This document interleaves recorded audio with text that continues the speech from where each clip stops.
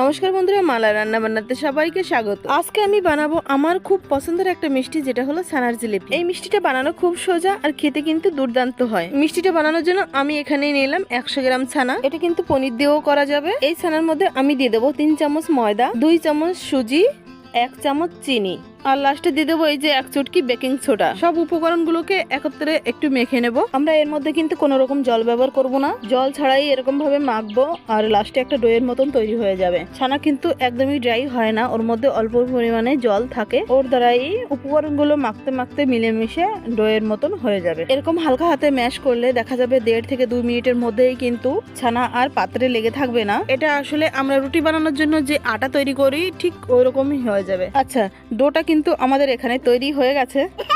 এবার এটাকে এরকম ডলে ডলে একটু লম্বা করে নেব। লম্বা করার একটাই কারণ, এর আমি আলাদা আলাদা ভাগে ভাগ করব, আর এই কারণে জিলিপিগুলো সমান সাইজের হবে।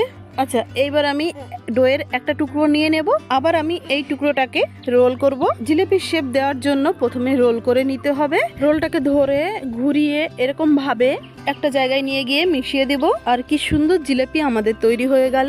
একইভাবে আমি কিন্তু সব কটা জিলিপি তৈরি করে নেব। আচ্ছা, জিলিপি তো আমাদের বানানো হলো, এবার চলেন শিরা বানাতে হবে। জিলিপির শিরা বানানোর জন্য আমি এখানে কড়াইতে 1 বাটি চিনি দিলাম আর দেব 2 বাটি জল। বন্ধুরা, যে কোনো রেসিপিতে মেজারমেন্ট যদি ঠিক থাকে, রেসিপিটা পারফেক্ট হতে কিন্তু বাধ্য। তাই আমাদের সবকিছুর উপকরণের পরিমাপটা ঠিকঠাক নিতে হবে। কথায় কথায় বলা হলো না, এখানে কিন্তু শিরার মধ্যে আমি 1/4 টিস্পুন এলাচের পাউডার দিয়ে দিয়েছি ফ্লেভারের জন্য। আচ্ছা, এখানে আমাদের জিলিপি শিরাতে কিন্তু কোনো তার লাগবে না। হাত দিয়ে এরকম ভাবে একটু চেক করে নিতে হবে শিরাটা চিপচিপে হয়েছে কিনা। চিপচিপে হলেই শিরাটা আমাদের রেডি হয়ে যাবে। শিরাটা আমাদের ঠিকঠাক হয়ে গেছে, এটাকে আমি ঢাকনা দিয়ে রেখে দেবো। এবারে যাব জিলিপি ভাজার জন্য। জিলিপি ভাজার জন্য এখানে কড়াইতে কিছুটা পরিমাণ তেল দিয়ে দিলাম। এখানে কড়াই কিন্তু একটু চওড়া তলার কড়াই নিলে ভালো হয়, তাহলে জিলিপিগুলো ভাজতে সুবিধা হবে। তেলটা আমাদের গরম হয়ে গেছে। এবার আমি একে একে যে কটা জিলিপি একবারে ভাজবো সে কটা দিয়ে দেবো।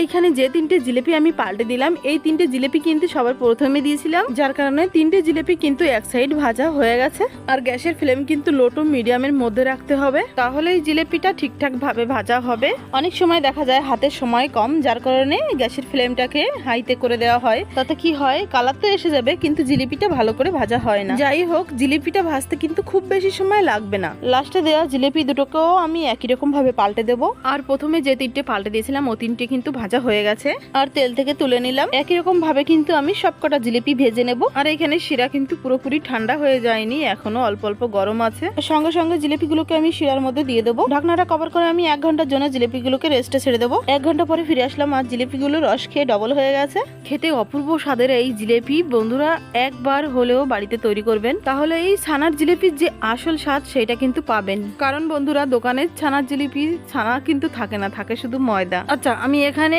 একটা জিলিপি আপনাদের কেটে দেখাবো, এর ভিতরটা ঠিক কেমন হয়েছে সেটা দেখানোর জন্য। ভিতরটা কিন্তু খুবই নরম হয়েছে আর রসালো, দেখেই বুঝতে পাচ্ছেন। আর 100 গ্রাম ছানাতেই কিন্তু প্রায় 1 কিলোর কাছে এখানে জিলিপি তৈরি হয়ে গেছে। আশা করি বন্ধুরা ভিডিওটি ভালো লেগেছে। ভিডিওটি ভালো লাগলে ভিডিওটিকে একটি লাইক করে চ্যানেলটি সাবস্ক্রাইব করে আমার পাশে থাকবেন। এই চ্যানেলে আরো অনেক সুন্দর সুন্দর রেসিপি ভিডিও আসতে চলেছে, দেখার অনুরোধ রইল। আমি ফিরে আসছি আরো একটা নতুন মজাদার রেসিপি ভিডিও নিয়ে। ততক্ষণ ভালো থাকবেন, সুস্থ থাকবেন।